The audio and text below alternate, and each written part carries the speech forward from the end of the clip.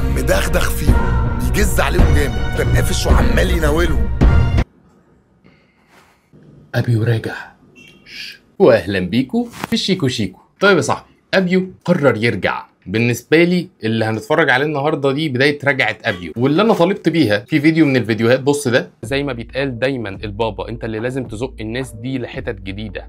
انت مكسل جدا، بقالك كام سنه ما عملتش كليب اصلا، كليب جامد. احس ان ابيو عامل كليب فشيخ. انت ابيو التراك محسوب عليك. انا مستني منك اكتر كتير، للمجال ده، علشان مجال فاضل له سنه وهينام تاني زي زمان. قلت له انت الكبير، انت اللي لازم تسوق السين علشان احنا بنروح في داهيه. وقد كان تريلر نزل لالبوم بتاع ابيو اللي هو جنينه البقر، وهو في شغل بيحصل. ابيو نازل، فمش هينزل عادي، مش هنصحى من النوم نلاقي الالبوم نزل. ده اللي المفروض يحصل يا صاحبي. تعالى بقى يا ابني، دي كانت زمان روعه، ما كانش فيه العماير دي خالص، كانت كلها مساحه خضراء كده، كان عايش فيها راجل كده اسمه يوسف.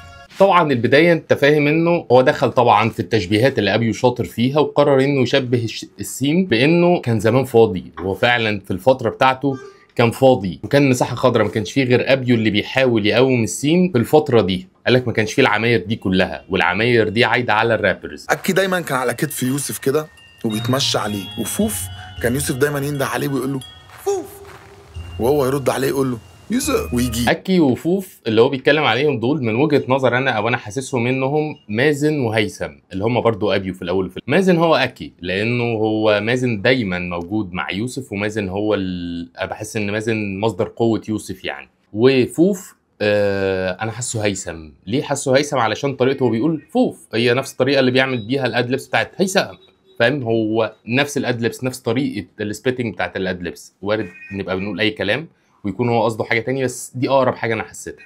يوسف ده بقى كان عامل جو كده، بيربي بقر وبيعزف لهم جيتار، وما كانش بيخلي اي حد يضايق البقر ولا دسايه. وانت ماشي في الطريق كده، انت عامل تريلر اصلا كرتون وبتاع وبتحكي منه وبتعمل ستوري تيلينج، قمت داسس الرابر كلهم.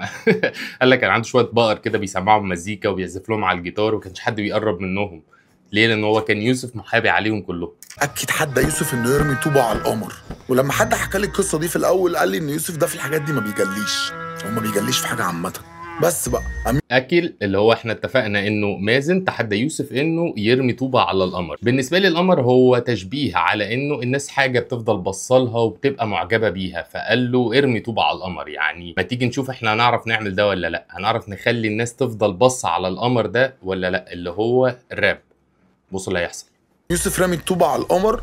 الحوار الغريب ان القمر وقع يا اسطى، وقع بجد، نزل كده من السماء ورشق في الارض كده قطع. القمر وقع بجد. قام البقر جاري على القمر وابتدوا ياكلوا فيه، كلوا القمر يا اسطى. مره واحده الدنيا ضلمت. جري على القمر اللي ابي وقعه. فكره انه هو زي ما بنقول دايما هو اللي شد السين وطلعه في المين ستريم ودخله عالم الاعلانات. فالرابرز كلهم جريوا على اللي حصل ده وابتدوا ياكلوا من اللي ابيو عمله، او من النتاج اللي ابيو عمله. عينيهم ابتدت تطلع النور اللي ابيو كان السبب فيه. هو شايف كده، اعتقد كلنا شايفين كده، مفيش حد بيراب في مصر يقدر ينكر ده يعني.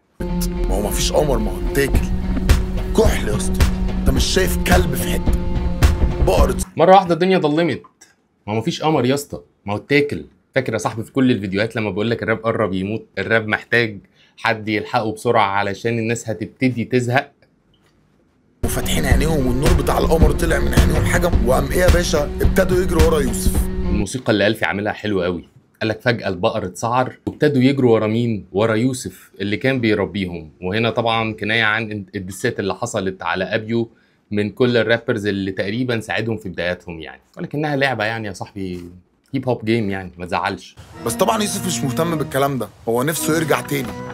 انا ما فهمتش صراحه هو ليه كان عايز يرجع الجنينه، بس المهم يعني هو عايز يرجع الجنينه عشان هو اتولد في الجنينه. ترجع عشان انت اللي بدات ده، انت حقك ترجع وحقك تسوق. اظن ان كان في نيزك، لان تقريبا كان وقت الديناصورات، بس برضه الواد اللي حكى لي قال ان في بلاي ستيشن. المهم يعني الثلاثه دول مهمين قوي. قال لك كان في نيزك بس وكان من وقت الديناصورات، بس اللي حكي لي كان قايل لي ان في بلاي ستيشن. انا حاسس ان ده بيقول لك الالبوم هيبقى فيه ايه؟ الديناصورات يعني هنرجع اولد سكول، وبلاي ستيشن يعني انت موجود في نيو سكول.